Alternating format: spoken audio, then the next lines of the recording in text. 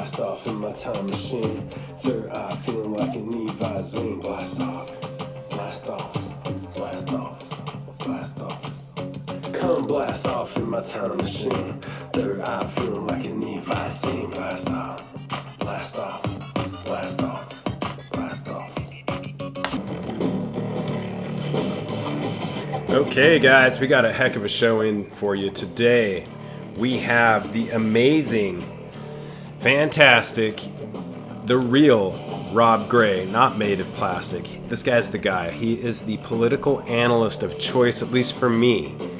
This guy can just blaze through the bullshit, if that's the best way I can put it. He can perfectly explain in a understandable manner what's going on in our political circus today. And a lot of times, you don't want to water, weed, and cultivate one political agenda over the other. But this guy's got some very laser beam clear, obvious displays of agendas on some certain political sides that can't be denied. So, like I said, I try to keep an open mind. I try to do that. I want to get some more liberal people on this show, but they just don't want to talk to me. So I'll keep trying.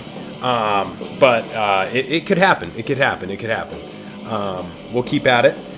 In addition, we have some huge news. Basically, HEROparanormal, aka me, Ryan Burns, is sponsoring, has secured, and paid for a location for Leo Zagami to come speak in Las Vegas, Nevada, July 16th from 5:30 to 8 p.m. in the patio gallery room at the Springs Preserve. And he's going to basically talk about everything he usually talks about, inside Illuminati information, his latest book tour throughout the U.S., being all kinds of amazing stuff. But without further ado, let's get to our guest today, Rob Gray, the real deal Rob Gray. Let's give him a call. One moment, ladies and gentlemen. Hey, Rob, how's it going? Hey, what's going on, Ryan? How are you? Oh, I'm just stoked to talk to you, man. There's so much going on. This is like the right time to chat, and I'm just blessed that we were able to carve out a little bit of time to chat about things. I agree. It's a good time. Absolutely. So without any further ado, I kind of gave an intro. I came across you online, and I was just blown away with your in-depth analysis and understanding of a lot of the things that other people don't get, especially politically. You were able to perfectly explain, laser beam accuracy, a lot of these agendas that other people don't see. So a lot of it goes back to my childhood, really. I was just really into political operatives and politics, kind of the shady side of it. So I've always been into that kind of stuff. And then as I got older, I started going into UFOs and how that whole thing connected. Is it just a disinfo thing, or is it real? So that it's always been on my agenda, I guess. But yeah, I mean, I started out, like I said, looking for proof of UFOs, and I started looking at Gary McKinnon. I think that's his name. Remember that guy? Yeah. Yeah. So that was he was the first one that kind of got me involved in all this stuff about UFOs and politics and how it intertwines. And then when Trump came along, I had been in real estate for a little bit, just trying to kind of get into real estate back in 2002, 2003, 4, 5, kind of that area of time.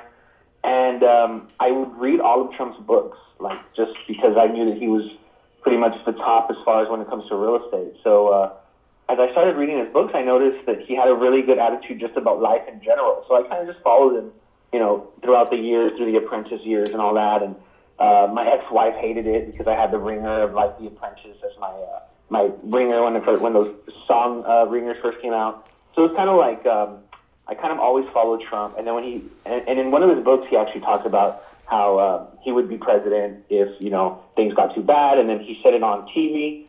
So here we are. When I saw that he was going in and people were joking about it, I was like, not really. If you read his books, he pretty much lays out what he would do, and that he never makes a decision without 20 or 30 different people kind of advising him on all different sides. And so he makes a really intelligent decision. So when he came down the escalator, I was like, oh, okay, so this dude's for real. He's serious. And then when he came out and said what he was saying, which is pretty much what everybody thought, I knew that he had like the niche. He knew the wrestling niche, I guess you could say, is where to how to get people's attention. Mm-hmm. He was really highly trained by McMahon. So all that put together was like the ultimate showman. And then he goes up against this lady who like doesn't even know how to like nod her head at the right times. It's kind of insane that she even got close. But I knew from the beginning that he was going to win, man. And then now it's just a matter. He's just a normal guy like us. I mean, I know he's rich, but as far as everyone I've talked to, they all say, yeah, he likes women and he likes, you know, hanging out and having fun. So he's not like one of these rich elite assholes that just, you know, drinks his $1,000 wine or whatever it is. I don't know what to do. But yeah, that's kind of how I started with this whole Donald Trump following thing, and then it just blew up during the election. There were so many people on the left that I think if anybody just came out on the right, the other people that were too scared to listen would follow along. Does that make any sense? Oh yeah, totally. So that's kind of what happened. I kept my friends. I actually went to Border Patrol training in 2001 out in South Carolina, and it's called FLETC. It's like the Federal Law Enforcement Training Center, and I was there for about 2 months. And while I was there, I met a lot of friends, a lot of people that I still keep in touch with. So those are the dudes that kind of either told me, hey, you know what, contact this guy, he'll tell you more about it, or whatever. But, you know, throughout the years, I kept building these relationships. There's been times when, you know, years will go by, I don't talk to these guys. Mm-hmm. And then I'll just get an email, and, you know, they'll say, hey, check this video out. I got it from, you know, another agent that's on the border or whatever. So that's kind of how my intel comes. It's just, whenever I don't really ask them for it, it's more of like, I know that this guy can get our message out and we send it to him kind of deal. And if it's, I get sent a lot all the time. And I always ask people, send it to me no matter what. I'll never be like, I don't believe you. I'm always going to be open-minded about stuff. Some guy just sent me some stuff about the Pizzagate situation and how there's like cops that are going after him, you know, and he has a recording. He's like, sending me recordings of like phone calls that they're sending him. It's just weird, man. But like I get all this all the time, and sometimes I have to like go through it and vet it and see like, is this guy kind of just messing with me or is it serious? You know? So yeah, there's this whole other realm going on of just stuff that comes in, intel that's not good. People might want to do disinfo with other people, so they might send them some memes that are like, I've seen some memes that are so off, like the Tony Podesta one with Bill Clinton. That's not even Tony Podesta. So like just just stuff like that people send me that I kind of have to vet all the time. But it's interesting, man. I didn't ever think I was going to get into this. I just always wanted to be kind of like on the outside watching what's going on and, you know, having my own ideas. But when I started posting them on Facebook, boom. I mean, within a day or two of posting one of my videos, I got like 1 million views or whatever on, it was like a voter fraud video. And then from there, people were just, asking me questions, and I was like, I don't know, I guess. Like, you know, I'm not an expert, but I'll try. Right. So yeah, go ahead. And yeah, you've become one. I mean, with more disinformation out there than information, it just seems like you navigate these seas so well. And with politics, UFOs, disinfo, like you were saying, the Trump books are interesting. And the McMahon connection, wow, he is a showman. And that first election was carnage. He destroyed everybody and had a name for everybody. I mean, it was just like literally, I was like, oh my. And once I saw like Keck, I was done. It was like Chatelet, I'm out. Oh, yeah. And it literally, the crazy thing is like you have insiders out the wazoo. What's the craziest stuff going on now? It seems very interesting. The craziest stuff that I know that's going on, it's all compartmentalized and stuff, but the craziest stuff that I've been told that's going on right now, so I think today or yesterday, William Barr put out a letter. I don't know if it's even public. I'm pretty sure it's public if they're telling me this, but they put out a letter saying, look, to to everybody, like he basically just saying, if you know about Jeffrey Epstein, we already know and we already have warrants for all his places. So if we find something on you before you tell us, we're going to come down double. So you better just come out and tell us what you know about him. So that's unprecedented for an actual DOJ letter. You know what I mean? That's crazy. They shouldn't. So I'm assuming they already have everything on everybody, and they're just going to wait to see who comes up front and is cool about it and tries to cut a deal and who doesn't. But yeah, I mean that's kind of on that realm. That's the crazy part. And then on the other side, paranormal kind of stuff. I've been looking into the back rooms. I think they're called. You know what I'm talking about? I think I do. It's okay.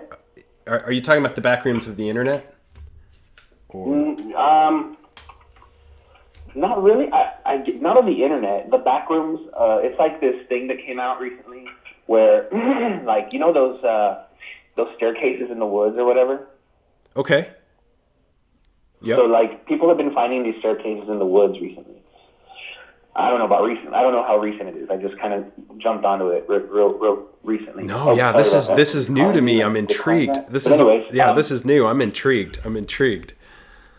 Yeah. So these, and again, this is something that I've heard about, which is the reason I got involved because, like I said, friends of mine that are in Border Patrol are always out in the fields. If you've ever been to South Texas, you know how it's just pretty much, we call it monte in Spanish, but it's just ranch land. I mean, it's just pure ranch land of just like mesquites and just for miles and miles and hours of driving. Okay. Well, out there in the middle of nowhere, I've had a few people, and it's happened twice. One is was an older agent, and then the other guy was a real young guy. But they both told me at different times that they had, in the middle of nowhere, they had found what looked like brand new stairs in the woods. Like, they didn't look like they were weathered, or they had been for like years and years and years, but they were just stairs, like a set of 10 or 15 stairs, and that was it. They would just go off into nowhere. And it would always freak them out. Like, they'd always come back. Like, it wasn't just like, oh, I saw a shed or something. Like, they would come back and tell me or tell their friends it was something that freaked them out, which is weird because it's just a set of stairs, so it shouldn't freak you out. I mean, maybe a house was there, whatever.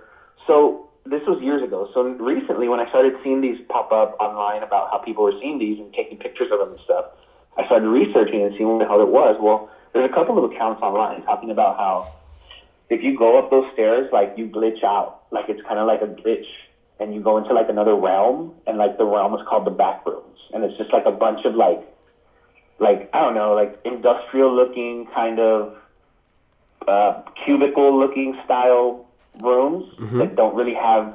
They just keep going and going and going for like ever. I don't know, man. That's so it's literally like a portal, kind of, to something. Like a what? It's like a portal to something. You see that. Yeah, it seems to me like that's what they're trying to, say, that it's like a portal to another dimension, or it's like a glitch in the Matrix or whatever. There's so many different theories on this stuff, but this is just the most recent thing that I've been looking into. It's called the backrooms. It's kind of interesting. I mean, I'll just sit there for hours reading about it and like reading other people's stories. Their accounts on all that stuff is kind of crazy. Like how I think the reason they found out was because somebody glitched out and then glitched back in and was like, whoa, like what? Like they were able to come back and talk about what happened or something. Yeah. So I don't even know exactly what the locations that they talk about. I don't know any of that. All I know is that people are finding staircases in the woods, and supposedly the people that have, I guess, gone and never come back, well, obviously they didn't say anything, but the ones that supposedly come back say that there's something to it. So that could be like the missing 411 stuff. I mean, it could go into all that. It could be linked. I don't know, man. It could be linked to CERN for all we know. It could. There's a lot going, like those higher groups and their interest in a lot of these locations, whether it be like high phenomena UFO locations. It seems like a lot of political groups are interested in this. I mean, obviously on both sides, but I'm dying to know. I know that there's, William Barr's a huge deal, and I think it's interesting that you say, if you know anything, play ball. Like if they don't play ball, then I guess it's kind of like what they did to Anthony Weiner. Am I correct? Yep. Yeah, well, here's the thing, man. They don't make a decision just willy-nilly, if that makes sense. Like, there's no way William Barr woke up one day and was like, we're going to put this out there. It's because something is either going on, they want to dog whistle to somebody and make them see it or something. There's something else going on because for some reason they put out that letter yesterday or today, and then all of a sudden the whole, I think it was Steve Pacienik, I can't say his name, but I just posted the video. It was about how Jeffrey Epstein was a Mossad agent, basically. That's all he was. He was just a Mossad agent who became the guy who was doing blackmail for them, and Ghislaine Maxwell, whose dad was in Mossad, like the head of Mossad, was his handler. And she was the one, like, she was establishing the trust for the girls. Like, the girls would trust her, and she'd, like, tell them about him and how cool he was or whatever, and then she'd say, okay, we'll come and meet him. And then when they met him, that's when everything would happen or whatever. So, I mean, I don't know, man. I always look at it like this. Let's play it out to the end. Like, that's kind of my theory. Like, just like with leftists. Like, that's when I know they're just so stupid in the way that they think. Because when you play things out to the end on their side, it always leads to some kind of chaos, or you're not woke enough, or you can never make them happy because everything's it's subjective with them. It's not objective. So everybody, you know what I mean? It's not science. It's just like fluffy thoughts, I guess. So I always look at it very, I guess I look at it from an alien's perspective. If an alien landed today and you told him this story, right? Like, this is what's going on in the world today. Just using their intelligence and their common sense, what would they say? Like, what would the reaction be? And a lot of times it's so simple. Like, nobody knew. There was no trading activity from Epstein. So if he was a hedge fund manager, obviously he was. I mean, what was he trading? Because there wasn't. There's history of him not like doing anything with stocks or bonds or anything. So what was his job, right? Well, if you really look at the guy, he's a guy who dropped out of, what was it? It was college for sure. He dropped out of, I think it was Harvard. But he dropped out of Harvard, he's always seen with this Ghislaine Maxwell, but he's never seen with her as like a girlfriend, boyfriend. I think there's one picture of them hugging, kind of like happily. But all the rest of them are just kind of like they're there in the same like area.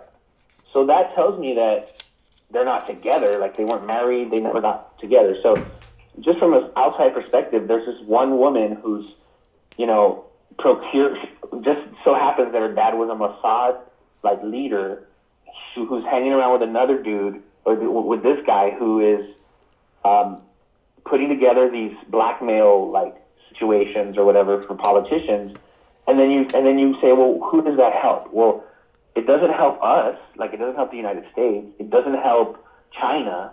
The only people that it really helps was Israel. And then you start looking at who exactly is pushing the stuff online, like as far as you know, like free speech or taking away like rights or any of that stuff, and it all goes back to like ADL. So it's almost like there's a huge spy network of Israeli spies, and we just don't know it yet.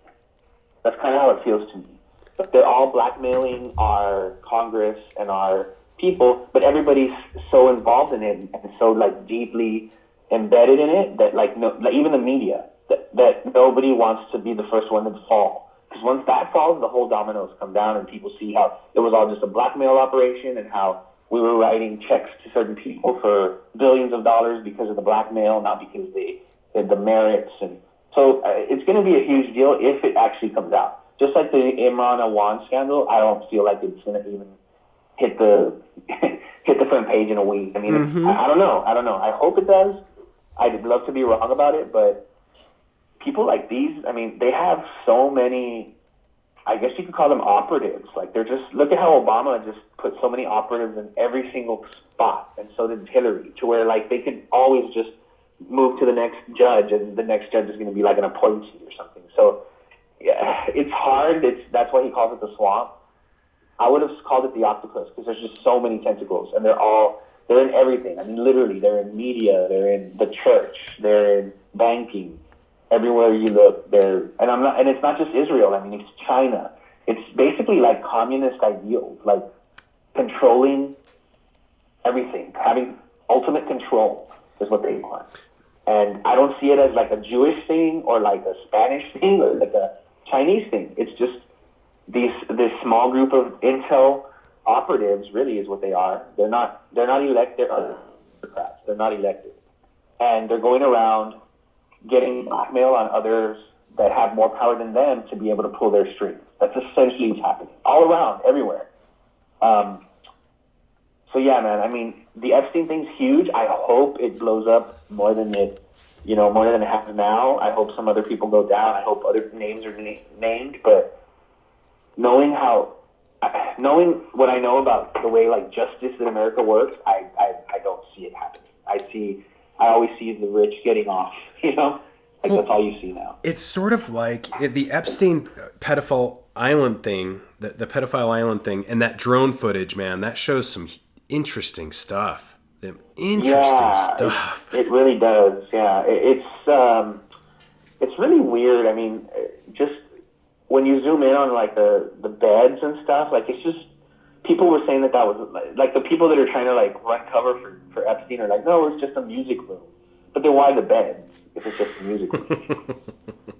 You know what I mean? Like just stuff like that. That's just really weird. And if you zoom out and you look at it from a perspective, like I said, like an alien or something, it's a blackmail operation, and it goes back to the 80s even. He bought the island, I think, in '98. So from '98 all the way up until recently, he was getting these. And it wasn't only the island. I mean, he had the island.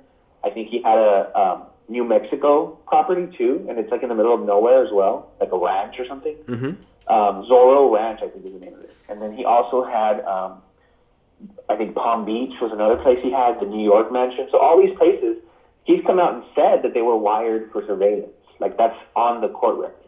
Unbelievable. So what does that tell you? I mean, I have a surveillance at my house, like a ring, you know what I mean? Like a Ring doorbell. Mm-hmm. But like this guy straight up like installed surveillance in his mansion, in the island, like pretty much everywhere. And you got to think like, well, then what kind of videos does he have? Did you hear about the safe that he has in his house? No. One of the servants or whatever that's there, the people that like live on the island at his house, clean it, and upkeep and stuff, said that there's a door behind, or a safe behind the door that he has extra like protection on. Like he never lets them in. Like nobody, not even them. Like usually they can go inside the safes or whatever to clean. Yeah. But that safe, for whatever reason, he was like super protective of it. So you can only imagine what the hell he has in there. Man, that island is so interesting. It had some super, like you said, this octopus thing. It makes sense. It had some super occult, like a dome and owls. They've since removed them with that footage. They weren't there. And like you said, like an octopus, it would make sense if this not elected communist fringe movement or elites, it makes sense that they could literally like, hey, this works, having this extra, Epstein playing the same game because, they're not only are they into the same stuff, they're getting the same things. And I think you're right. As far as, when you get this elite, I mean, just look at the Clinton death list and the people that still ignore that. I mean, how could that still be ignored is what I say sometimes. Yeah. And not only that, I'd say even the fact that these people have so much power that like the Clintons, like you say, like the Clintons, right? You can't buy them diamonds. They're not going to be impressed with diamonds. They're not going to be impressed with gold or silver or food or a house. They're not going to be impressed with that. So the next thing up is, well, what can you do to get them under your spell or get them to be able to control them? Well, you have to have some kind of dirt on them. That's the next step. That's it. Hey, I know your secrets. If you don't do what I say, I'm going to let it out. And that's it. And that's literally that is the currency of the intel agencies. That's what they do. And I think a lot of times when Americans, like, I remember thinking, like, why is it always the lowest, dumbest among us that are elected into these positions? Like, I'm not trying to judge or, be a dick or anything, but the lowest as far as, like, you always find out they're dirt. Like, sooner or later you find out that the anti-gay politician was like gay and like having sex with like a bunch of dudes or XYZ. Like it always happens. There's always these weird controversies, and you're like, well, why are these people who have all these flaws and are just crazy? I mean, they're not just regular flaws like I eat too much or I don't exercise or whatever. I cut my nails too short or something. Right. I mean, these are insane flaws. Like, oh, I gamble my life away, or I go to gay bathhouses, or I do cocaine or whatever. I mean, they're just these are the people that we see front and center pushing for laws and doing all this stuff and being powerful and all that. Well, why?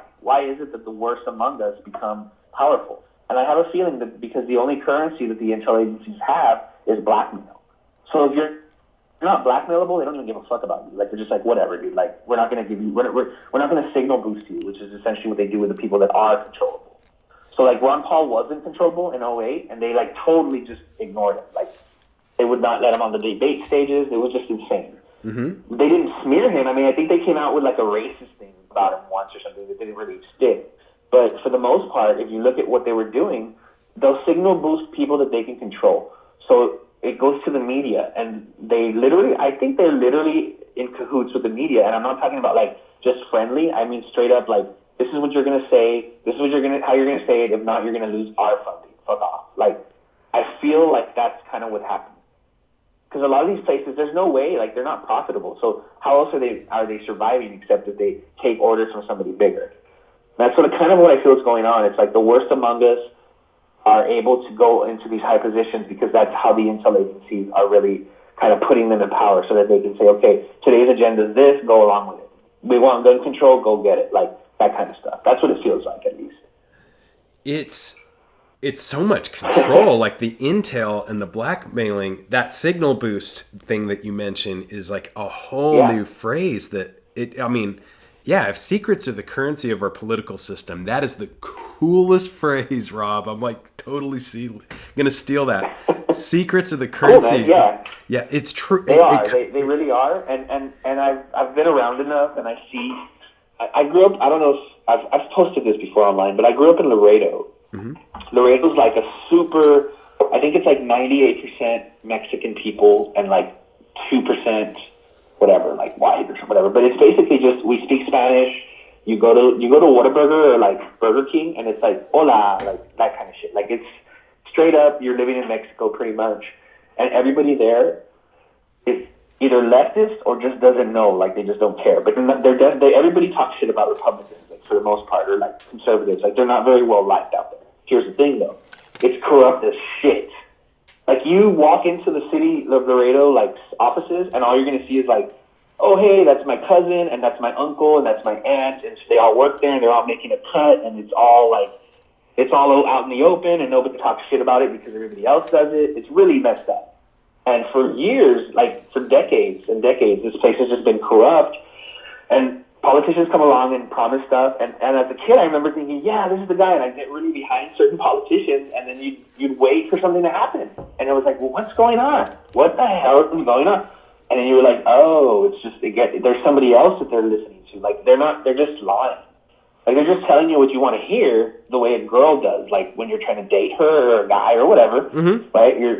You're trying to date, so you're trying to, like, court them or whatever, but as soon as you, like, get what you want or whatever, you're just like, okay, yeah, go get me a sandwich, right? Well, that's exactly what they do every single 4 years or 2 years. So they're just lying to us. And for some reason, I guess we have a short attention span, but people are like, oh, yeah, I'll believe them this time. Like, it's easier to believe them than it is to fight the system. So that's kind of when I saw Trump actually coming out against the things that need to be come out against, like fake news, which is basically just propaganda. We've dealt with it forever. It was yellow journalism, but now it's called fake news. But basically, when I saw what he was fighting, I thought, hey, this is definitely something to get behind. Like, we need to signal boost that side of it. And I think if he really needs to start putting some penalties towards these social media companies, man, because they're not going to allow us to get together and actually do something this time around. Like, they're going to stop us for sure. Mm-hmm. I can guarantee you they're going to stop everybody that wants to be pro-Trump from gathering, from posting online, 30-day ban here, 20 days here. Like, it's just going to be bad. And he needs to do something before the election. Like, I'm talking like yesterday, not even, because you know how lawyers are. They're going to be like, oh, we're going to fight this. We're going to take it. So it's going to take forever just to get something done. That's why he needs to do it, man. Like, that's the one thing that I'm really worried about, besides Kamala Harris and Cory Booker, are these social media companies and like Google, pretty much all the tech giants, because man, they are doing a number on conservatives right now. It's bad. It's really bad. You mentioned something that really caught my attention, and that it was that, these, I don't know what to call it. I guess you call it deep state. That this octopus of control may be involved with things like Google, and they're just in control of the narrative. So here's a cool, I guess, tidbit that a lot of people don't know, but the owner of Google, not the owner, but the Sergey Brin or whatever, the guy that started Google, right? Mm-hmm. His wife is the lady who started 23andMe, like the CEO. Her sister is the CEO of YouTube. Whoa.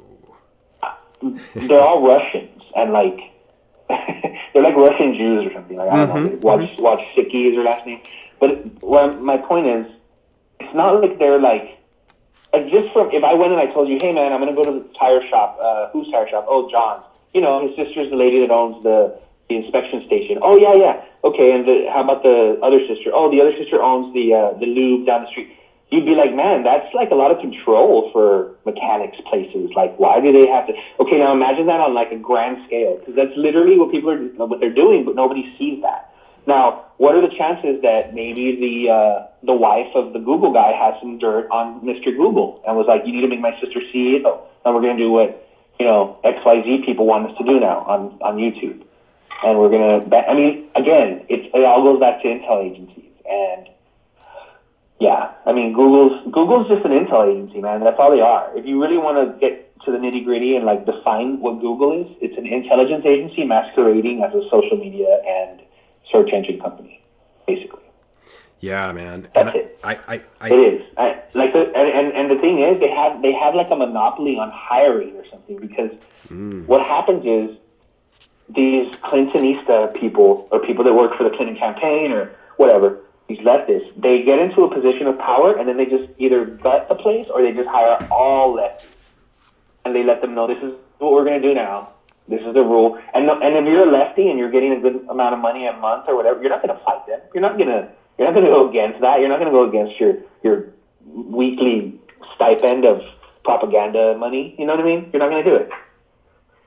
Yeah. So that's kind of the problem we're in now, man. That I'm really worried about this. One of my big worries, like I said, we need to do something about social media and Google, because Google's doing. How much money do you think they're giving the Democrats by doing these search engine queries? Because I know I work in SEO, that's my job. I do SEO and web design. If somebody came to me and was like, I want you to do this for Google, do that, to where whenever you search for this or this comes up, man, that's $1 million, easily. You have to spend at least $1 million to get the kind of, and this is per search, by the way. That's the kind of money that they're throwing out at the Democrats to help them with these searches that don't come up, or Hillary Clinton emails that doesn't come up. All that stuff is it's almost an in-kind donation to the Democrats, dude. That's really what it is. Or Snopes. Whether or not you want to how does Snopes decide what is and isn't? They've debunked everything. They're doing this, man. They're trying to get a monopoly on consensus. That's the best way I can put it. They want people, because they know 90%, 80% of normies or whatever, people that don't really pay much attention, are just going to read the front page, the headline. So Reddit's a big deal, because supposedly Reddit's the front page of the internet. But communist lefties have figured out, if they take over the politics board, since everybody sees that as a neutral board, they just take that over and then start putting all anti-Trump stuff. They can literally switch consensus in America to hating Trump. That's literally what they're trying to do. A small group of people that weren't elected, that just decided one day they were going to be mobs for Reddit, and who, I don't know if they're getting paid or not, but whatever. These people are deciding everything pro-Trump is not for the politics board. Everything anti-Trump is. So when you go to the front page of the internet and click politics, all you see is stuff that's bad about Trump. When that's not the truth. We all know that. But my mom down the street doesn't know that or whatever. My aunt who just goes, she just sees this propaganda that says front page of the internet with all these bad stories about Trump. That's called astroturfing. That's what they're doing. and they did that. They've done that really well. They did it really well during the 2016 election. They hired a company called CTR, Correct the Record, to do that for them. Which, just think about this, man. Political group, a political dynasty, really, in the Clintons, hired a bunch of trolls to go online and defend them from people that were talking shit about them. Why would you need that unless you're a total piece of shit? Literally, you know, let's just like an army anybody, of of people just defending you socially. Right. If I talk to a tow truck driver in fucking Flint, Michigan, and he tells me that he has a scheme or a company that anytime somebody writes bad shit about him, they go and they talk good shit about him, I'd be like, well, what's the fucking truth, man? Are you a piece of shit or are you somebody I can trust? Right. You see what I'm saying? And that's literally they were coming out and saying that they had hired this company. And it's, you know, like it's so, Correct the Record. So what happens? What a name. Yeah, they're called Correct the Record. Yeah, exactly. So Correct the Record, when they become now, they changed their name to Share Blue. Share Blue is their current name. David Brock is the owner of these two companies, or this company. But essentially, who's a Clinton operative, this David Brock guy.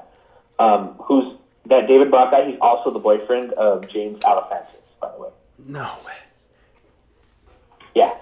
But, so the Correct the Record would go on Facebook, Reddit, all these other places, and use their bots to manipulate online dissent and manipulate online conversations. So, hey, if you post something, hey, I'm a guy from Arkansas, and you say, you know, I remember when the Clintons were doing this, it was really shady. Somebody will come out and be like, you're lying. This is why you're lying. And you'd be like, well, the person who came out and say they were lying isn't being sincere. This is a bot. This is a person who's getting paid to talk nice things about the Clintons and about the DNC and the Democrats. You still see it every day, or every time you see a Seth Rich story. Go into the comments and you'll see people that it's just their argument is so ridiculous. Like, there's no way anybody could really believe that unless they're being paid. And I still see it with Seth Rich stuff. I personally, and I'd love to come out right now on the record and say it, I'm personally 100% sure that the DNC had him. The DNC had him murdered. Mm-hmm. That's it. I mean, zero. Period. Point blank. If I was a police officer, I'd love to investigate that. But the DNC or operatives of the DNC, either SEIU thugs or whatever, went out, beat him up because he had bruising on his face and on his knuckles. They beat his ass and they shot him. People say he wasn't robbed. That's a lie. He was at Lou's bar that same night working on a laptop. When he was found, there was no laptop on it. Mm. I'm telling you right now, dude, the DNC had him murdered. Everybody who comes out and says it's a Russian, they're lying. They're lying. They're big fucking liars.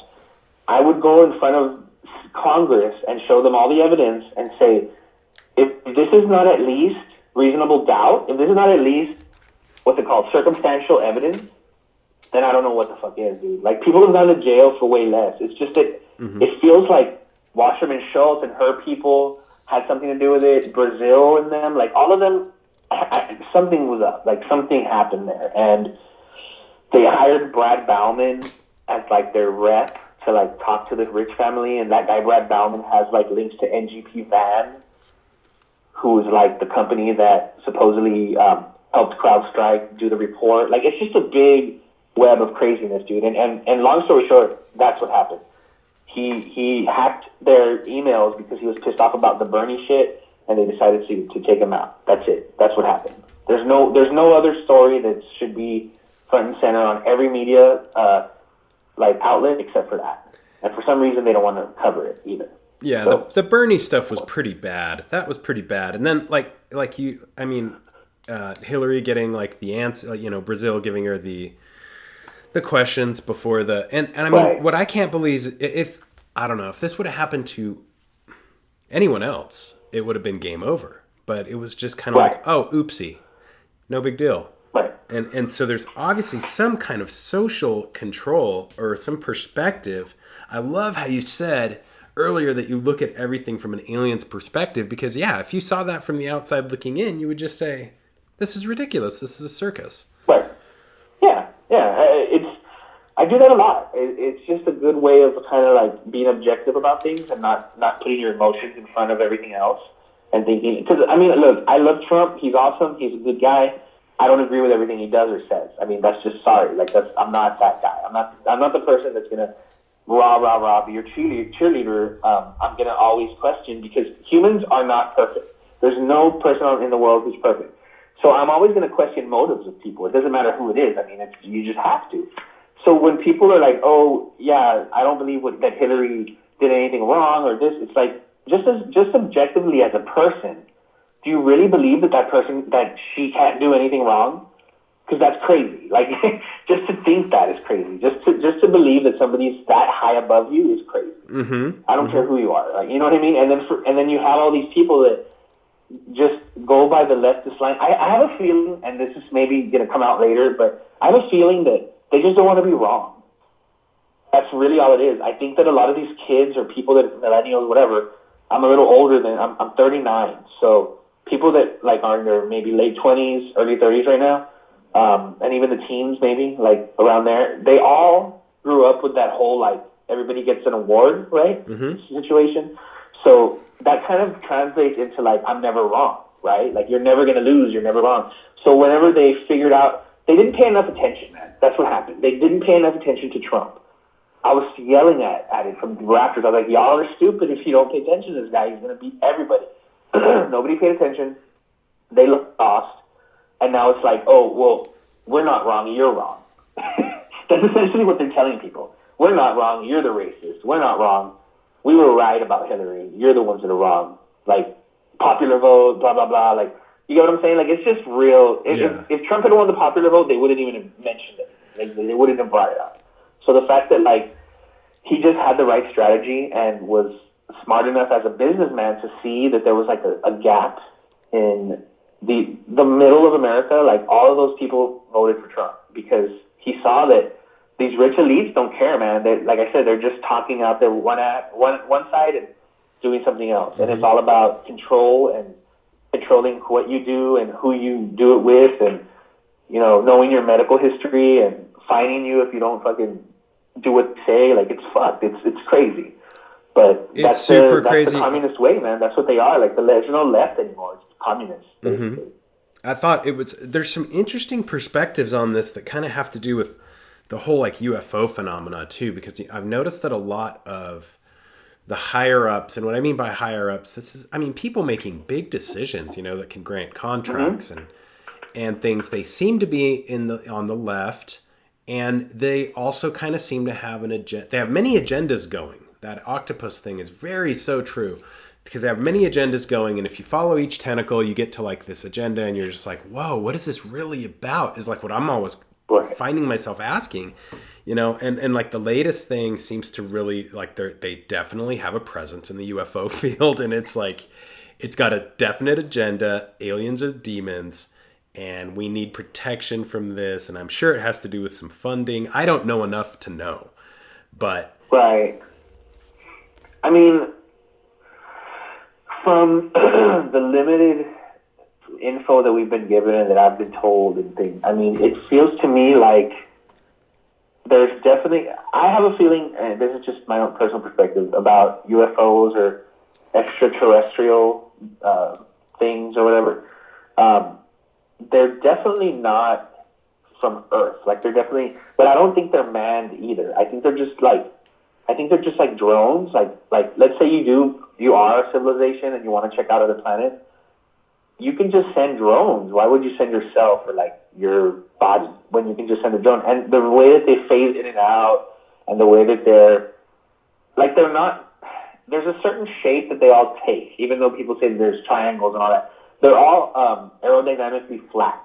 You don't ever see one that's like a perfectly round sphere with, like, a bunch of, like, I don't know, like spikes coming out of it. You know what I mean? Like, there's a certain shape. So that tells you that they have the same physics we do.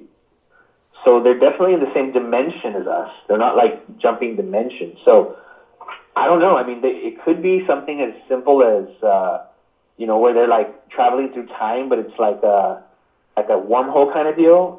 It's definitely not, like, speed. Like, there's no speed involved. It's gravity maybe, but there's no speed involved. And I think a lot of these pilots that I've listened to recently that talk about it, I mean, these are guys that know what is in the air. And when they say that they don't know what that was, I tend to believe them a lot more. So, yeah, I mean, they always say that it's not from this earth or whatever. There could be this whole, like, breakaway civilization that we haven't even talked about. That could be what it is. I mean, that could be them phasing in and out, trying to, like, check on us or something. There could be a civilization that took off in the 40s from the earth, you know what I mean, and just came and just comes back now and then to, like, check on us. I've listened. Do you know who Terrence McKenna is? You bet. Yeah. Okay. He has a lecture about I want to say, it's not another dimension. It's like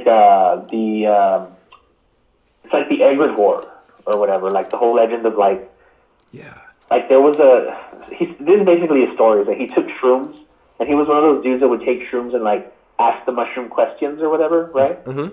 So he asked the question like, why are we, like, what's our purpose? And he said that the mushroom went into this long story about how in like Jesus times or whatever, like around the 2,000 years ago, that something in space that we don't even know like what it is, like it's a tri-dimensional something or other that hit us, like a gravitational wave hit our Earth and split it into two different dimensions. And so so at that time there was one dimension that went through the Dark Ages, which is this dimension, but that the other dimension didn't hit the Dark Ages. So they started like using shamanistic ways of like living and thinking, and like he saw them. The mushroom took him to like the modern day other dimension, and that place is like super like Egyptian looking, and there's like a bunch of weird ships like in the air because they've had like another like 500 or 600 years of advancement over us. And he talks about how like the Aztecs made their way to the Egyptians, and that they like instead of fighting, they put their stuff together and like made this weird like technological / psychedelic like world or something. And he saw all that, and he said that whenever we see aliens or spaceships, it's those other people checking up on us and trying to tell us, hey, like we're over here, we want to help you because like we're in the bad side or whatever. Yeah. I love that. Who knows, man? You know what I mean? Like it could literally be that crazy. Who knows? It could be split, like you said, into different dimensions, and the other side is just above us. Yeah. I love the whole breakaway civilization. That's just so cool. And something you mentioned about the Mayans. Something you mentioned about the Mayans is like crazy kind of, I had to interrupt and ask you this. When I was looking through that drone footage of Epstein's Island, there was a bunch of things that kind of like called out to me. And one thing is he had like this area that looked like a field that you would walk into from one area.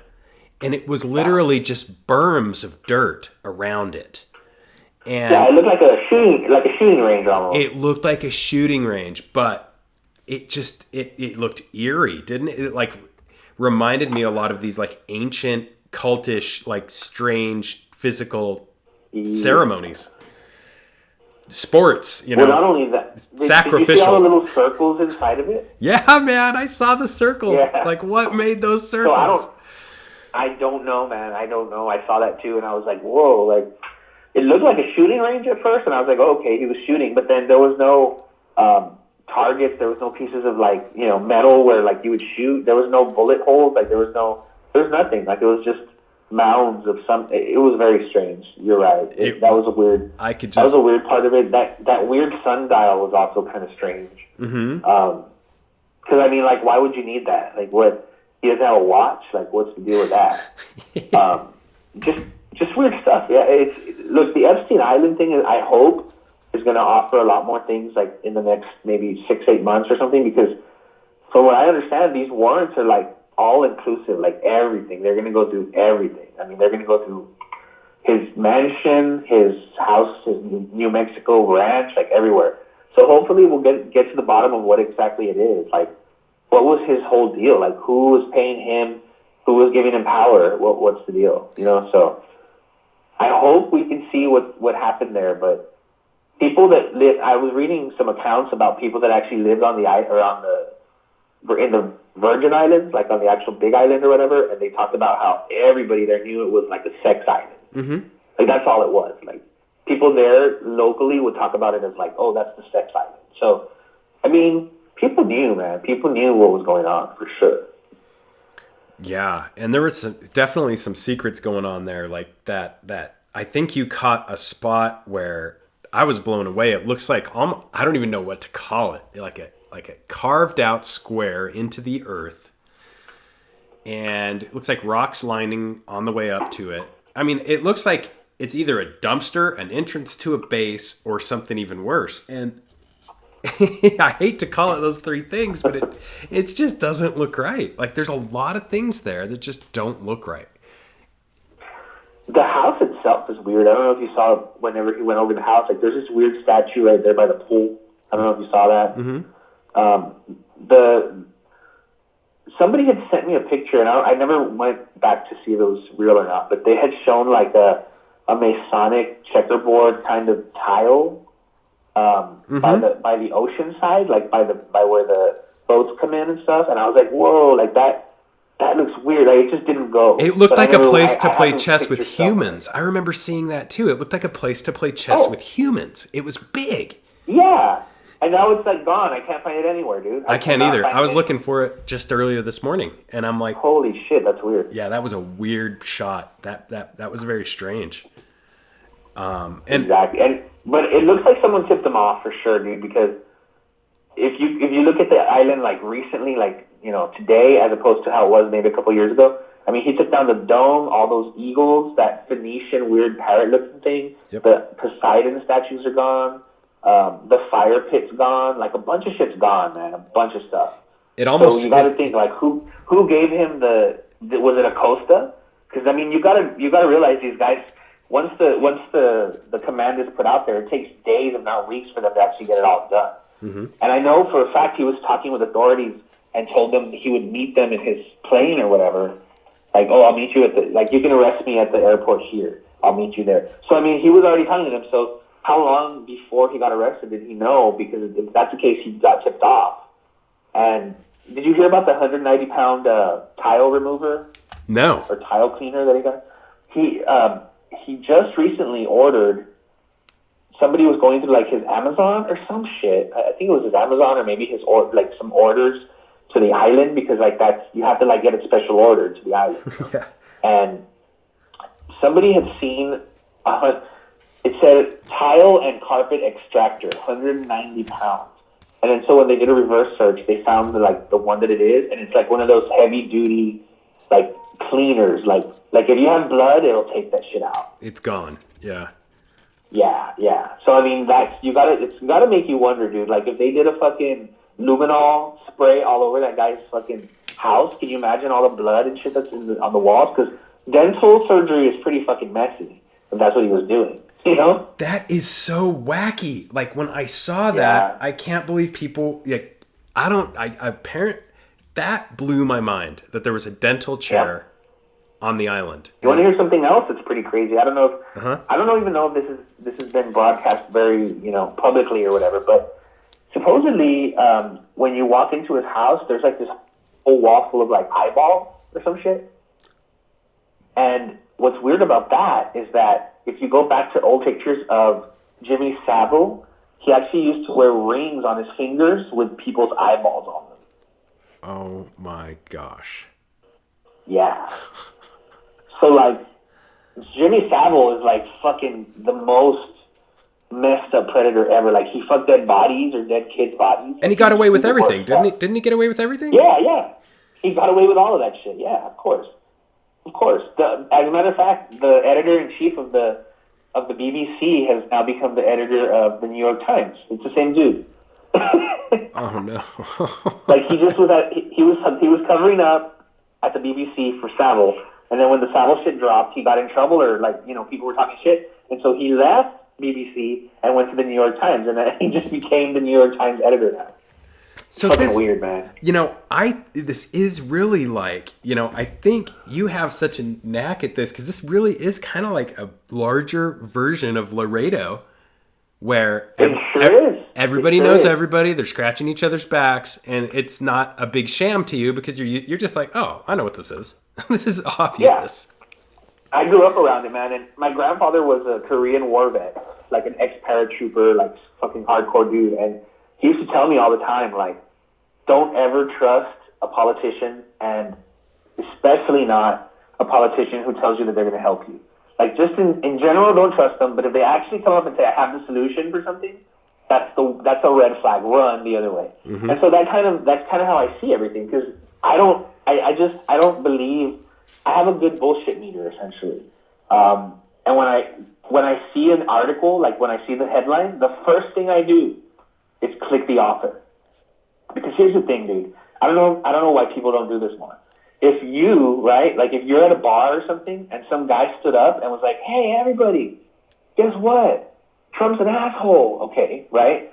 And the guy that's yelling it has pink hair and fucking bangle earrings and whatever, right? He's dressed all crazy. You wouldn't trust that guy. Like, that guy is a biased dude. Like, he sees life through a lens of I'm a victim and craziness and leftist ideology. Well, here's the thing. We're doing that with the news. Those people that are, like, yelling are the same people. Those are the journalists that you're reading. And if you look at them on their Twitter, they're fucking doing the same shit. They're going on top of the table yelling, Trump's an asshole and all this. And you're listening to them for their, like, unbiased opinion. That's retarded. Don't do that. That's stupid. Like, don't do that. Go see who the journalist is, read up on them, look at their Twitter feed. It's really simple. If you see that they're posting anti-Trump stuff, and then they're going and writing an article on, like, New Yorker or whatever, and it's super anti-Trump, it kind of makes sense that they're just assholes. Mm-hmm. Like, they just don't like Trump for whatever reason. Their editor, doesn't like him, so they have to go along with it, whatever it is. But a lot of these people are pushing opinion pieces as fact, and that's another thing that a lot of people don't realize, is that 90%, dude, my number one, like, enemy right now is Jennifer Rubin, the one at the Washington Post. You know who she is? Yes. Dude, holy crap. How does that lady call herself a journalist, man? Like, oh, dude. I'm not going to talk any, crap about her. She's probably, getting a paycheck. But whenever I go on her articles, which are always highlighted on Reddit, I click it and I'm like, dude, like, this is an opinion piece. But it's like, and Trump is the biggest liar because and it's like, no, wait a second. You really think you know more than the guy who gets fucking briefings from national security every single day? Come on now, guys. What are you doing? Like, why do you keep calling him a liar about these things when he keeps on ending up right? Like about Sweden, he was right, about the rapists, which to be honest, I knew this. I would talk to these ladies. That's another thing, man. Like, this whole border immigration issue, that, like, was near and dear to my heart even before Trump, because of where I grew up. I mean, it's right on the border, literally. Like, I would go fishing in the Rio Grande and look at Mexico on the other side, like, and watch people cross and shit, like, live in real time. So when I heard Trump talking about this, I was like, holy shit, like, he knows that that's an actual issue. It had never been talked about before. It was just it was just accepted that whenever you would look at Mexico, you would understand that they were going to be coming illegally. And Obama did the whole catch and release thing, and it was really bad. And I remember, like, I have a lot of friends, dude, who actually were murdered by cartel members and shit. I'm not saying that they were good people. They were probably involved in some, bad stuff or whatever. Mm-hmm. But there was a lot of collateral damage back then, during Obama's time because of the whole catch and release shit. I mean, everybody knew they could just walk right across and nobody would tell them anything. My uncle is a supervisor of one of the Border Patrol stations in Laredo, actually. And he's told me about, there's people that found in, like, train carriages and train carts that the cartels put them in, and that they're so packed in together that they get chased on their stomachs and stuff from, like, the train ride. Like, that's how bad it is. They get chased from, and it's not America doing it. It's the cartel people that are sending them, over to the United States with all their drugs or whatever. It's really bad, man. And so when I heard Trump talking about this, I said, wow, this guy actually has a good perspective on what's going on. And then when I would talk to women in Laredo who would talk to me about the scam they were going to pull, dude. Like, I would be like, so how do you do it? And they tell me, well, in Spanish, obviously, but they'd be like, well, as soon as I have a baby, I come to America, I go to the hospital, since I don't have a social, they can't send me anything in the mail as far as a bill.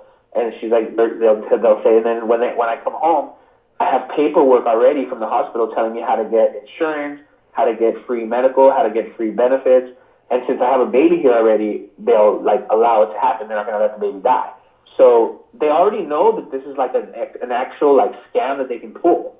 They're not, these people that are coming over, maybe 2%, I'm not even kidding, dude, maybe 2% are really in dire straits and need to come over to America. The rest of them are bullshitting. They're lying. They're telling my wife used to be a teacher, for a bilingual teacher, and she used to tell me during the Obama time, she was asking me, she was like, why is everybody making a big deal about kids being afraid? During the Obama administration times, they were being reported at double the rate, and they were always afraid, and nobody gave nobody made a stink about it. And I was like, holy shit, you're right. Like, I remember that. She would come home and tell me how they were scared that they were going to get raided or whatever. The little kids that she would teach would tell her these things, and I was like, back then there was actual stories. Now there's not really a story about this. I mean, they're almost like they're sensationalizing everything that Trump is doing and trying to like put aside everything that the Democrats are doing, and it's very scary. Like that's how civil war started. That's the reason we got out of the British Empire, was because they weren't representing us at all. And taxation without, that whole thing. Yeah, without represent. It's very polarized. It's very polarized. Yeah. And like you said, like this whole the picture of, the parent and the child in the river. And when I saw that, and then I saw how it was being flipped into how this is Trump's fault. First of all, let me tell you this. Yeah. Right now, during summer, which is like for over there down in the border, it's like April through October, right? Mm-hmm. The whole river, I'm talking the whole length of the river, from Laredo to fucking wherever, is walkable. So I don't know how they died, but they didn't die. They didn't drown. They were put there somehow. Because I guarantee you, and I will go to my grave on this. Whenever I was a kid in Laredo, we knew that from April or May all the way till October, if we wanted to, we could go fishing and we could cross walking to Mexico. We didn't have to get a boat or anything. We could just walk. And that's everywhere. So I don't know how or what they did with that picture, but I can promise you that they didn't. Those kids and that little boy and that old man or whatever, they didn't just drown. Unless they could drown in like knee-high water, which I doubt, or they were murdered or something, but I promise you, dude, they didn't drown in knee-high water. It doesn't happen like that. So I feel like that's a staged photo, to be honest. It just sucks, man, because like all these images and stuff, like it's getting to the point where I literally think to myself, the first thing I think to myself is this fake? Is this like is this like a crisis actor? Or, I mean, they've been caught at their own game so many times. Yeah, I wouldn't put a lot of weight into that whole crisis actor thing, just because it's come out after the Sandy Hook thing that I want to say a couple of CIA or somebody operatives were like trying to like do disinfo, and we're saying that now I'm not saying they're not crisis actors, they absolutely exist. Mm-hmm. I just think that's kind of like a rabbit hole. I went down that rabbit hole. That's what I'm telling you. Yeah. And it was almost like a circular argument thing where you get there and you're like, okay, I get it. They're crisis actors. Now what? You know what I mean? Like, okay, now what? Like, okay, here you go. So I feel like sometimes people put that out there to kind of make you chase your tail a little bit. What I would look into with the whole, like, you don't know they're crisis actors, here's what I would do. How does a human being act when they're doing what they're doing? That the only one that I've ever seen that looked like an actor, or for me at least, was that dad that had lost his kid. Do you remember that? I think his name was Robbie Parker. Is this Sandy Hook? Sandy Hook, yeah. Yep. Uh-huh. So that, whenever I researched it, that's the only time I remember seeing that guy or seeing that reaction and thinking, what the fuck? Like, that freaked me and my wife both were there when we watched it, and she was like, his daughter just died? And I was like, yeah. And she's like, what? So I mean, it wouldn't surprise me that if the intel agencies were behind Sandy Hook, only because there's rogue agents and there's rogue groups inside these intel agencies that people wouldn't even know. Like, you remember the whole 7th floor group, right? The 7th floor. Oh, you're going to have to remind me. I've kind of like lost the whole... That's fine. The 7th floor group came out in WikiLeaks. It should have been a bigger story, at least for me. I actually tried to do a FOIA on the 7th floor group, and I got shut down 3 different times. Hold on, I'm going to put some nasal spray. I hope your listeners don't really mind. You're good. But anyways, so I FOIA'd the 7th floor group through just regular FOIA requests, and they kept on stonewalling me, so I just decided to quit. But basically what that was is Hillary Clinton and a few others had a group that they would meet every week called the 7th floor group, which was the 7th floor of the Murrah building, or one of the buildings of the FBI, like building or whatever. Mm-hmm. So essentially, the 7th floor group, here, I'm going to go to WikiSpooks to tell you about it. It says, 7th floor group was a group of State Department officials who met regularly on the 7th floor of the Harry S. Truman building in D.C. that was exposed in autumn of 2016. The FBI referred to the group as a shadow government inside the State Department, which briefly attracted the attention of commercially controlled media. The group appears to have formed around Hillary Clinton, although no direct evidence has yet emerged to tie her to the group. Most, if not all, remaining members had their employment terminated on February 7th, so when Trump came in. But essentially, in one of the Peter Strzok texts, he said his text was, "Hey man," or "Hey girl," or whatever, right, to his girlfriend or whatever. Mm-hmm. This article highlights the thing I mentioned to you earlier, asking if Bill had noted it to the 7th floor. Whoa. Do you see what I'm saying? Yeah. He said, "I'm going to send it." So who's Bill? Right. Well, the only Priestap, I think, but I haven't heard much about Priestap, like as far as his role in the whole thing. So I'm assuming he's working with the feds. Usually, if they're not working with the feds, they get exposed, or like Strzok, he just gets he gets fucking pulled through the ringer. But anyways, my point was, if this can exist, if this is real, and if this can exist, there's no reason why it wouldn't exist right now. If anything, it would exist on a more insane level because of all the resistors and all the holdovers from the Obama administration. Well, and they, these guys are they've been caught so many times, you'd think that they're getting better at not being caught, too. Like you said. I always think people that get caught want to be caught. And I only say that because I used to study serial killers and just their whole MO. I would used to write papers in college about serial killers. I was going to write thesis about it. But anyways, I'm into that whole crime and, that kind of stuff, like unsolved mystery, unsolved crimes. Mm-hmm. And so that's why the Seth Rich thing fucking irks me so much, man. But whatever. But yeah, like this whole getting caught thing, I really have, the Epstein thing seems pretty genuine. But as far as like when people get caught like with their pants down, like Anthony Weiner and shit, dude, he fucking wanted to get caught, man. Come on. There's no, I don't know. I feel like these people at this point, like they say, you know what, I'm going to get caught just to show you that, you know what I mean? Like this is the cloud I'm going to get over you. Like let's say Joe Biden and Weiner had something and Weiner got caught. Guess who's on the phone with Weiner within probably the same day? You know what I mean? Mm-hmm. And trying to get, I'll do this for you. Just hold tight. The same thing like they're doing. Dude, they're doing a really bad job with Manafort. It really pisses me off with Manafort, by the way. I know that was coming out of left field, but I just thought about Manafort, man. He looks like, man, he looks so bad. He looks really bad. I mean, just the fact that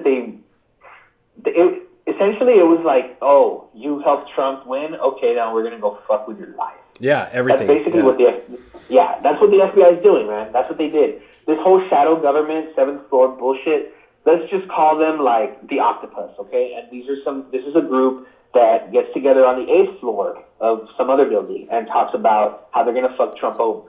Okay, well, we're going to fucking, let's go after Manafort. Let's go raid. I mean, who's to say that this doesn't exist, dude?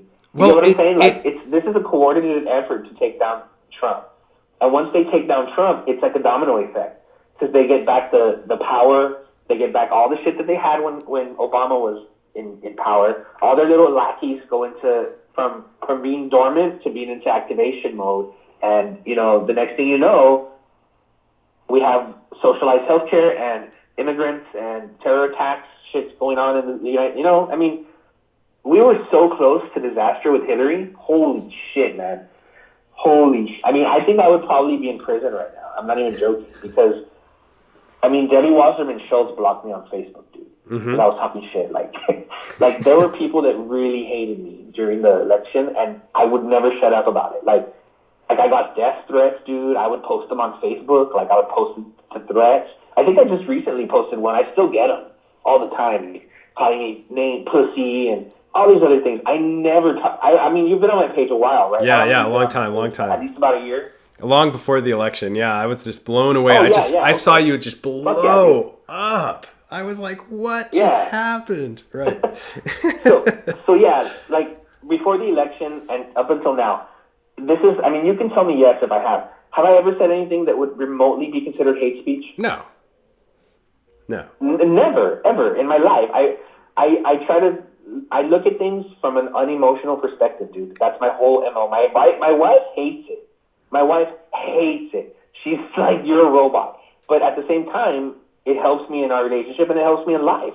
So when I look at these media people, and I get a lot of people saying, oh, I'm so mad. I'm so angry that they're doing this or they're doing that. Nah, dude, it's cool. Like, if you don't laugh at it, first of all, you can't get angry. That's what they want. Mm-hmm. When you see people talking shit on Trump's Twitter, that's exactly what they want, is for you to get pissed. That's what they want. What they don't want is for you to expose them for who they really are. That's why it was so valuable when those brothers that were on, what the fuck were their names? Krasenstein or whatever? Uh-huh. Krasenstein. When those guys got exposed as shills, when that guy, like, recorded them and they were, like, talking about how they got paid to post and shit like that. Right. That's what they got scared of. That, like, irked them. But when you fight with them online, that doesn't irk them. They want that. They're trolls. You know what I mean? So, like, when I get banned on Facebook for shit, it's just like, whoa, wait a second. This isn't something that's bannable. I was just saying my opinion about Hillary and how much of a bitch she is or something. Like, or, you know what, dude? I don't know if there's, like, a rule that we haven't learned yet, but apparently you can't talk shit about Obama on social media. Mm-hmm. Obama is like a sacred fucking goat or calf or whatever. I just posted an article where I got banned for posting an article on Facebook about where he bought a house in Calorama in Washington, which is like a super upscale like neighborhood, $8 million or something like that. It was what it cost him. Wow. But the article, when you click on the address in the article, it takes you to the actual like house. Well, 3 houses down, there's the fucking Washington D.C.'s biggest mosque. Oh wow. Yeah, dude. You know, I mean, I've got Muslim neighbors, and they're fucking cool as shit. I had barbecue with one the other day, and he was telling me how, like, it's retarded that all these people are, like, getting mad about Muslims when, whatever. Anyways, my point is, if I was living in a city and I could choose wherever I could live that had billions or millions of dollars, I wouldn't go next to a Catholic church. That's just me. Mm-hmm. I grew up Catholic. There's no way you can find me even close to a Catholic church. Not because, I mean, they're beautiful. The churches are nice. But I'm just not a churchy guy. Like, I don't really believe in the whole, like, priest has power over you, you need to confess. I don't believe in all that. Like, I think religion should be a personal thing, not a... I mean, to be honest, I think all the churches should be made into homeless shelters. That's just me. Mm-hmm. Like I said, that's just me. And all churches should be taxed, but that's just me. I feel like I feel like if Jesus came back, sorry, I have to whisper a little bit. But anyways, I feel like if Jesus really did come back, he would want people to put the churches to use and make them into like shelters for homeless people or something. Right. Okay, so my point, but I got off on a tangent, but my point is, I'm not a religious person. So just by law or by whatever default, I wouldn't look for a house close to a church. The fact that he denied being a Muslim for so long, and then as soon as he gets out of the White House, buys a house 3 houses down from a huge mosque. Yeah. Like, it's just, and that's all I posted, dude. That's all I posted, man. I didn't post like he's a Muslim fucking asshole. I didn't say any of that shit. And can I swear on your podcast, by the way? I guess it's too late. Yeah, that's okay. But it does seem like the rules aren't equal or applicable to both sides. And you're right. The more I think about it with the whole Manafort thing, I mean, is Roger Stone still locked up as well? No. Roger's out. Okay. He's actually doing some pretty good stuff. So I have a weird connection with Roger Stone. My good friend Josh, who works at Breitbart, he had a podcast way before Trump was elected, but during the whole campaign, and he invited Roger Stone on this show, and Roger Stone came out, and I was kind of in the middle, like listening and talking and stuff, and then I sent him an email saying, hey, I'm Josh's friend, whatever, and we kind of went back and forth, and when Trump won, he messaged me maybe 3 or 4 days after just with, I told you so. And I thought that was hilarious that he actually took the time to tell me, because I was telling him, I was like, dude, we need to do this. You got to worry about this. You know what I mean? Like just back and forth kind of talking about the whole campaign or whatever. And it's just funny that he kept on saying, don't worry, the polls are with us. I was telling them, dude, you got to do something about the polls. He's like, the polls are wrong. And I didn't believe him. And sure enough, they were right. He was right. So, yeah, man. I mean, Roger Stone is working right now with an attorney. He dropped his old attorney, I think, and he hired some new guys, and they're going after the actual CrowdStrike report now, which is fucking amazing. Because if CrowdStrike can prove that the DNC kind of like held their hand through the whole reporting, then the whole report's bullshit. The whole thing is because, and I know it is, but CrowdStrike is like a DNC fucking lackey company, dude. And for them to have basically not even gotten the server from the DNC tells you a lot about who they were really serving, if you think about it. It's staggering. I mean, did you know? Yeah, did you know about the CrowdStrike report about like Happy Bear or some shit? Did you read that? No. So you know about the CrowdStrike report, right? With the DNC server. Uh-huh. Okay, so basically, long story short, the FBI told the DNC that they wanted the server. The DNC was like, nah, we're not going to give you the server. We're going to give you a report from CrowdStrike, who are the people who set up our servers and who do our tech support. CrowdStrike is also a DNC donor. Well, CrowdStrike sent the report to the FBI. FBI is like, okay, we're cool. Thanks anyways. Like, it's cool. So nobody investigated the server. They just used whatever CrowdStrike told them. Problem is, CrowdStrike just asked the DNC what to say. DNC gave them the whole Russia narrative, and that became the Russia fucking story. No That's way. Yeah. No way. Oh my gosh. Yeah. So it's literally, yeah. It's all a setup, man. Look, if you believe the Russian thing, I mean, I can show you posts from 2016 when I was talking about how they were going to blame the Russians on the hacking. I mean, I literally called it because Robbie Moore was coming out on like MSNBC talking about Russia hacking the emails, and I was like, I knew WikiLeaks had nothing to do with Russia. There's no like WikiLeaks Russia office or anything. Like it has no. It's just WikiLeaks just gives you. They get the info and they post it. That's it. That's all they do. They're a fucking publisher. They publish info that other people give them. So the fact that they were blaming WikiLeaks on having an agenda, I already knew they were lying. I knew they were lying because remember when he came out with all the Bush files, fucking the left loved WikiLeaks and Assange. Oh yeah. They were like sucking on his. Oh, dude, they sucked on his dick. But as soon as he basically helps get Hillary fucking unelected, because she was already elected in their mind, that whole thing became, it's Russia, Russia, Russia. This is being pushed by about 4 people from the top. I mean, it's really just John Podesta, Robbie Moore, Jennifer Palmieri, and another guy, Sullivan. I forgot his first name. But basically, these 4 dudes went out on the media with Neera Tanden and Media Matters and all these other companies that they work for, and basically told the media it was Russia. Talk about this. This is what we're gonna signal boost the fact that Russia hacked us. Okay? Now, if I kill somebody, I would want to deflect from it as fast as I could. You know what I mean? Like, let's blame something else. And literally, that's exactly what they did. They have a murdered staffer. Now, what always got to me, what always bothered me was the fact that, you know how, like, when San Bernardino happened or when Parkland or any of these places, whenever they happened, who were the first people to talk about gun control?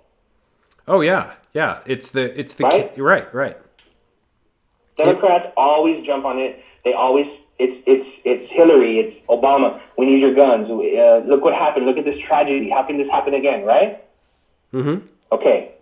But when somebody close to them that works for the DNC gets shot in the back by a gun, they don't even talk about it?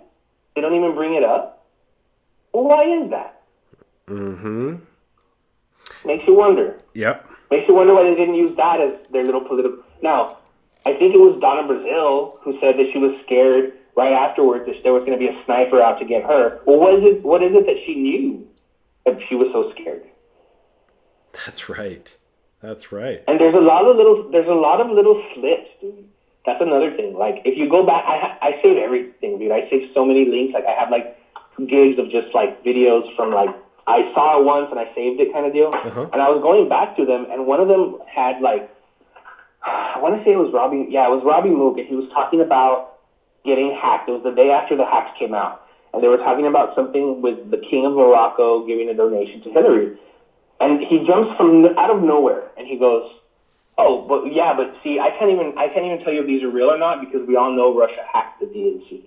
Like straight up, like it almost looked like he had that in his head as a line waiting for it to just come out. And Chris Wallace looked at him like, "What?" Like, yeah, okay, but and then they even asked. Chris Wallace called him on it, and he said, "Well, why is it that when Trump's taxes came out, those were also hacked and stolen, but you ran with those? Why can't we look at your stuff that's hacked?" And he was like, "Well, no, it's because Russia." And I was like, "Whoa!" Like he slipped right there, dude. Like he shouldn't have said Russia. Like he should have said, you know, bad actors or whatever, Ukrainians or something. No, he straight up said Russia, and it was the day after.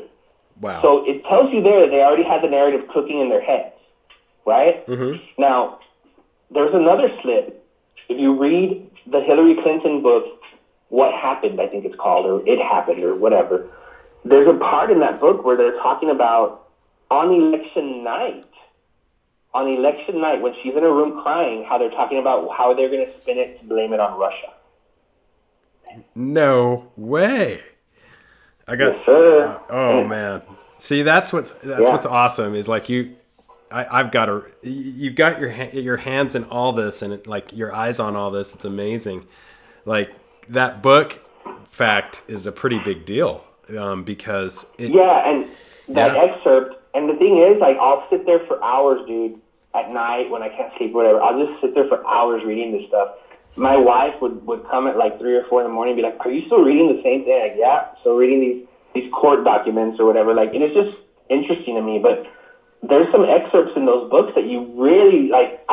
Sometimes I take screenshots of them and post them on my page just because, man, like some of these are so good. It's just, it's really just not. The reason Octopus, the reason it works on so many levels is because just look at the judicial and look at everything else. Like, if you don't think the way they think, you're never going to be able to beat them. You know what I mean? It's the same thing with serial killers. Like, that's like the whole Silence of the Lambs movie was about that. If you can't think like a serial killer, you can't beat him.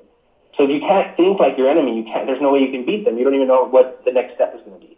And it's almost gotten to the point where I know what their next, like when I see a news story, I already know what their narrative is going to be. I already know how they're going to try to spin it, you know? And it's scary because knowing that tells you that it's not unbiased, that there's a certain narrative and a certain bias that they have and they try to push. So that right there is what kind of gets, you know, scary a little bit. But it does get. It's interesting to me, and I like actually going through all these different, you know, just Alex Jones, why he got banned, just everything. Like just. It's interesting. Yeah, you mentioned that because like Alex Jones, I know a guy who posted a picture. His name's Leo Zagami. We're actually having him out here in Las Vegas here on the 16th. And he posted a picture with Alex Jones, and they deplatformed him off Instagram just for a picture, like no comment or anything. And it's there is a point where it's just control, and I think you can see that, man. I know you've cut out a lot of time from your day, Rob. I can't thank you enough. You mentioned your website. I can't thank you enough for coming out and talking with us. Absolutely. I know you have a lot going on. Can you, you're just slicing through it like a hot knife through butter, but where can we keep up with things and follow you and support you and what you're doing? So I'm actually working on getting a website going that actually has, you know, posts and a blog and all that kind of good stuff, donation or whatever. But For now, Facebook's the best way, man. Everywhere else is deplatformed me. I'm not on Twitter anymore. I have a Gab that I don't really use. Parler's kind of like the new thing I've been playing around with. But as far as like my everyday posting habits, it's usually going to just be on Facebook. You can find me actually on Facebook under Real Rob Gray. So it's actually an ad, like add a friend page. But I also have a Shadow Squad is my like business page, which I just kind of came up with during the election. And that's kind of the whole like journalism, deep state, UFOs page that I kind of reserve all my crazy posts for. So Shadow Squad on Facebook, and then also Real Rob Gray on Facebook.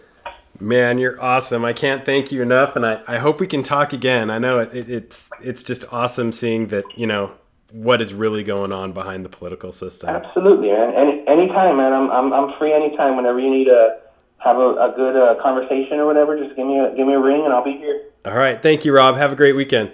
Holy cow, Rob Gray blowing the barn doors off the building with his alien's perspective. I love that. If you were an alien and you came down and you looked at our political system, what would you think? You know, people saying, hey, let me take your guns. That sounds kind of spooky. And then we've got other things going on that are also spooky. Can't thank Rob enough. So many terms that I'd never heard before. I guess they're political intelligence terms. Astroturfing. I can't even think of all of them, but consensus. I mean, like how does this how does this come to this where the social media and Google are possibly armed enemies of the populace? Who knows what's really going on? That's why it's nice to have people like Rob tell us.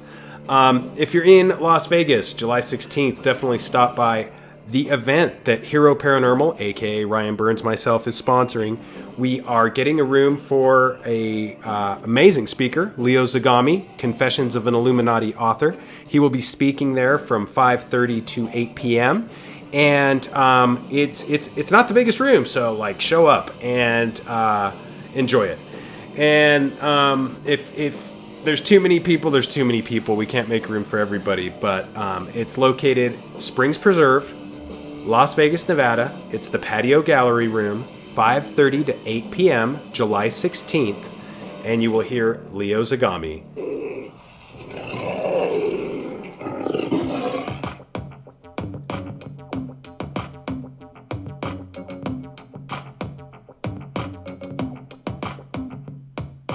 Come blast off in my time machine. Third eye feeling like an Evazine. Blast off, blast off, blast off, blast off. Come blast off in my time machine. Third eye feeling like an Evazine. Blast off, blast off.